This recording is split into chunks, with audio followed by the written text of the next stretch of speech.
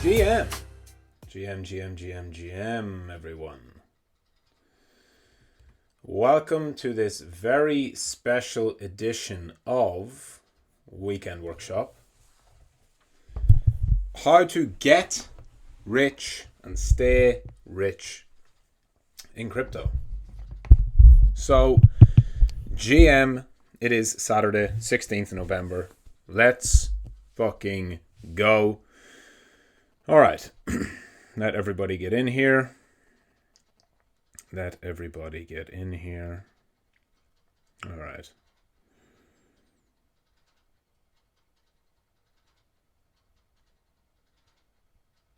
Bum, bum, bum, bum, bum.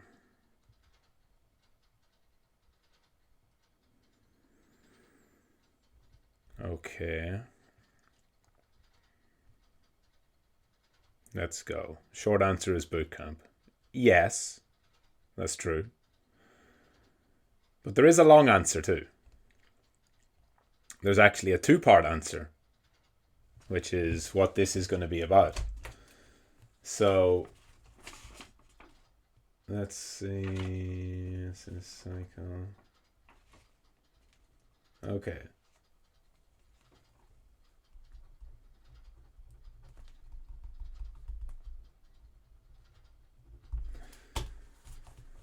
All right. Let's go. Everybody should be in by now. Should be all ready. Let's do it. I see Goat is performing well today. Probably give some continuation to the AI meme coin meta for now. Waiting for that Binance spot listing. XRP continues to move.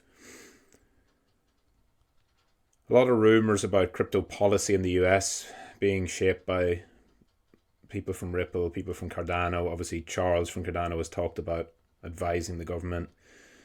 This would be a terrible thing for the actual state of crypto, but a great thing for our bags, essentially. They're just prioritizing pumping the market rather than anything long term. But that's a topic for another day. G fucking M. Okay. Is the answer don't hold XRP? Yes. Pretty much. Don't buy into short-term hype. And understand cause and effect. Okay, right. Let's get into it.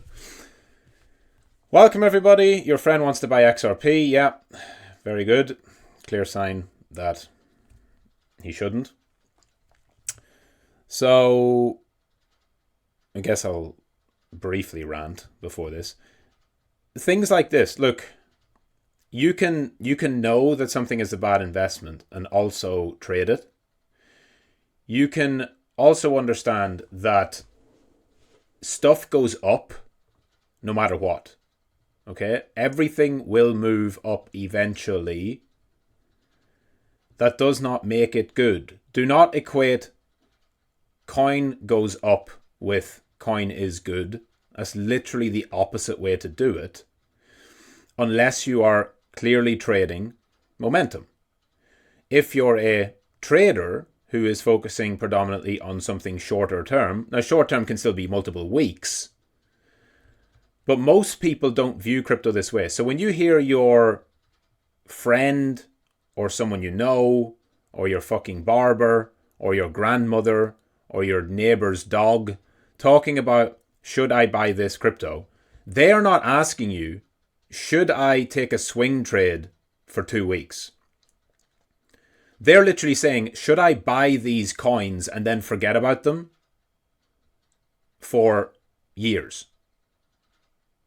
So that's why you can see something like Ripple or Cardano or whatever having a nice move, right? Having a multi-week trend where they go up a lot and yet still underperforming everything thereafter.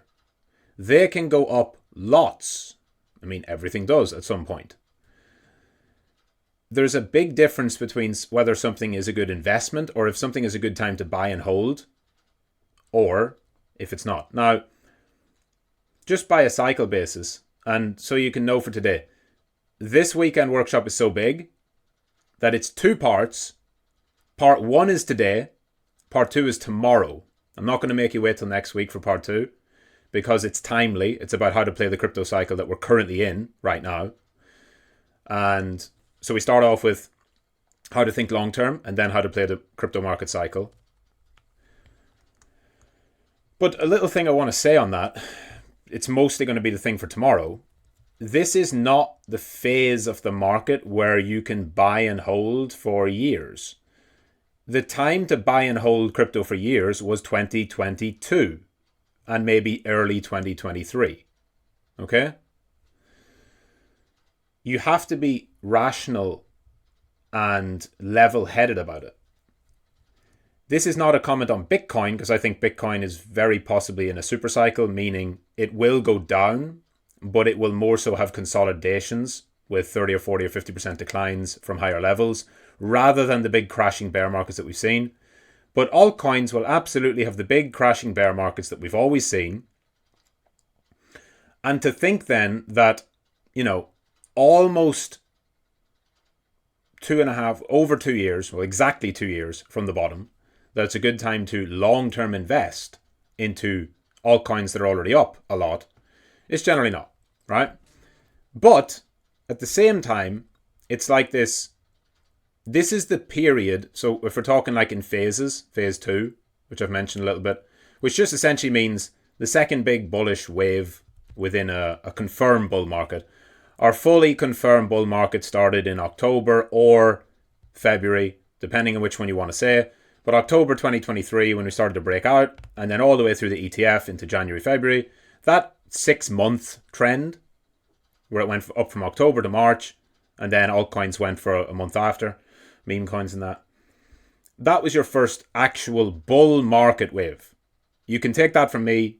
That's a fact. That's correct. I know it's hard to actually define what a bull market is because everyone has different definitions. Having been through enough bullish and bearish markets, I can tell you that nothing that happened in early or mid 2023 was a bull market. I can tell you that for certain, even though Bitcoin went from 15 to 30.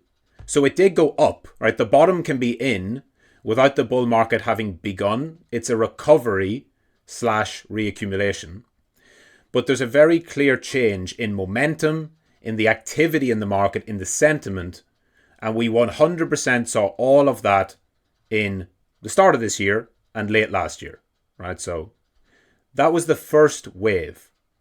Now, a lot of times you will have 3 distinct phases. I would keep it separate because calling it 3 distinct waves or trend legs can oftentimes lead people. If you think about it in terms of 3 legs, oftentimes that can trap people into thinking it must go higher. So if you say this is like phase 1 of the bull market and this is phase 2, what people will always think is that it's going to look like this, right? And you're going to have 1, 2, and 3. And that's not how it goes all the time or necessarily at all. Like I mentioned with last bull market, we had the first phase on BTC, which was really for the entire market. That was from the COVID recovery up into the all-time high. And then we had a second sort of wave up into the May highs. And then we had a third wave, which was for Bitcoin, it was just a corrective bounce. It was like a bounce into a retest of the highs. But Solana, altcoins, all that stuff went pretty crazy, right? And it's because there are catalysts. There must be catalysts. The catalyst for this was the massive money printing after COVID. The catalyst for this was the classic all-time high breakout plus institutional FOMO and Michael Saylor and blah, blah, blah. And then Elon Musk jumped in. And then the catalyst for this was the Bitcoin futures ETF trade. And the culmination of a COVID bubble across all stock market, as well as crypto and everything else. So there were 3 distinct bullish phases here, right? Each characterized by the market rising. Okay, so higher highs, higher lows, and rising. Higher highs, higher lows, and rising. higher highs, higher lows, and rising. And of course, if you go over to altcoins, they were going even more crazy over here. And if you go over here in May when Bitcoin was topping, altcoins were going wild. That's what happens. That's alt season. But you understand now that there were 3 clear phases here, but it did not look like the way you would imagine it on a chart where it's up, consolidate, up, consolidate, up, consolidate. Things don't tend to go like that. So while I talk about there being 3 distinct phases within this bull market and the fact that we are most likely going into phase 2 because this was phase 1, and the reason that this was phase 1, the last bull market, the phase of it began off the lows, but that was not the bottom of the bull market in terms of price or sentiment. The bear market ended here in December 18, and then we had the recovery period and it came all the way back, and after the COVID crash. So you'd had this recovery period, we got the COVID crash, and that's when the bull market proper began. The bull market proper happened to begin from a crash in 2020 because we had a crash, because we had COVID. You don't always get that. Just like this one. This bull market began properly with the ETF rally, and the bear market ended with the FTX collapse. And everything that was in between was recovery. Price went up, yes, but it's just like it did in 2019. It doesn't mean it's a new bull market, just like 2019 didn't mean it was a new bull market. The new bull market began either when you break above 2019 highs, or in this case, when they start printing shitloads of money, which is an external factor that, you can't account for until it happens. That's not happening here. We also didn't have any crash. We had a little scare in March of 2023. Proper bull market began on this. Breakout here, phase 1. We clearly have the catalyst of phase 1, which is the Bitcoin ETF, which is here. BlackRock applied here, and the rally proper began there. And phase 2, which you can very clearly see, this is not fake, this is real, this is an actual breakout, the election, the Trump trade, all of that. And not just the trade itself, and this is where people are going to fuck themselves up. The Trump trade is probably priced in, right? So the actual effect of the elections and the magnitude of the move, so far where it's reached to, would not surprise me whatsoever if this was as far as it went on this push.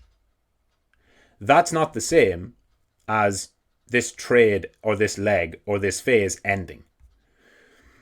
The first part of the breakout, the catalyst that led to the breakout, is probably running close to running out of steam. But it's no different to how phase 2 was in 2020, right? Everything will change, of course. The market will not look the exact same. It never does.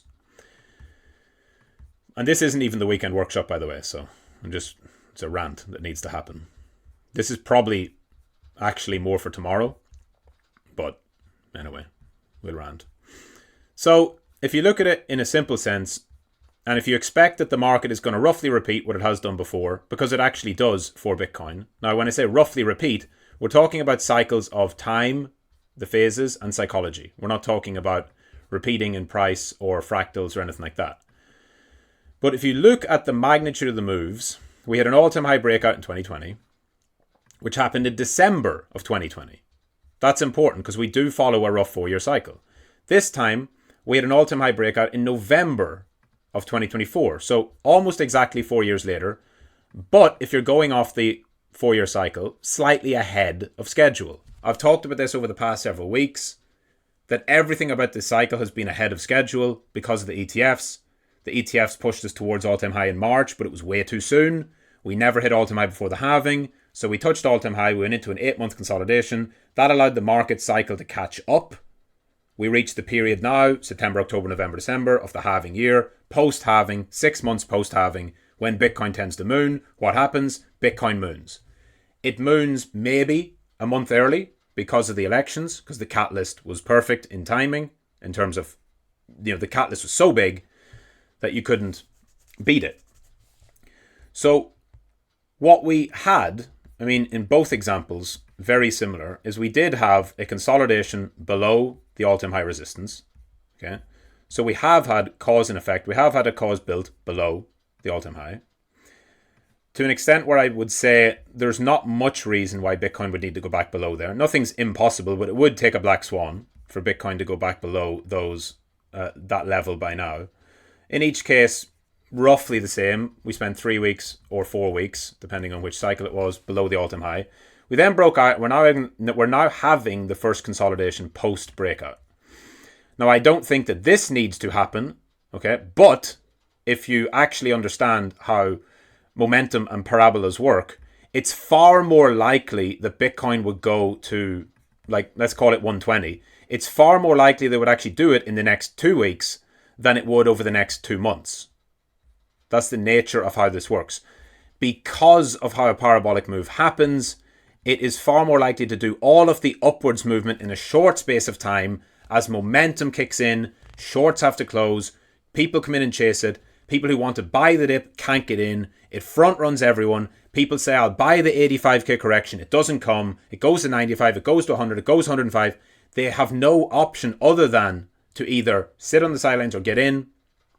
Then it tops faster than people think, and it goes into a lengthy period of consolidation, much longer than the trend that preceded it, right? Which last time we had a relatively shallow one because we then got the Tesla candle. I think this time we'll probably have more of a consolidation as Bitcoin is bigger. It's a bigger asset. If it has the move. This is, again, you don't even have to look that much further than gold to understand how these type of moves happen. The cause that gets built, right? The consolidation is lengthy. This is 7 or 8 months. Okay. When it breaks out, it will not stop until it's done. To think that, and by the way, this is the consolidation. So if we're kicking on from here, this is the consolidation. There's not going to be another one or a longer one. So either it's topping here, which you'll see from the paths I mentioned before, right, where Bitcoin takes the highs or goes sideways or whatever, or it goes straight on. And you'll see this very simply, very clearly with a confirmed breakout above those highs in the next couple of days. And the exact reason for that is because people are starting to think, oh, now we'll cool off, now we'll go sideways, now we'll consolidate, now we'll pull back, now we'll liquidate the late longs. Again, that will all come, but most likely, if it's going to do what Bitcoin does when it breaks all-time high, is it's going to significantly mark up so that people don't get a chance to make any money if they did not buy. Bitcoin's price appreciation happens in a handful of days each cycle. Right? I can't remember the exact stat, but in every year, Bitcoin makes its total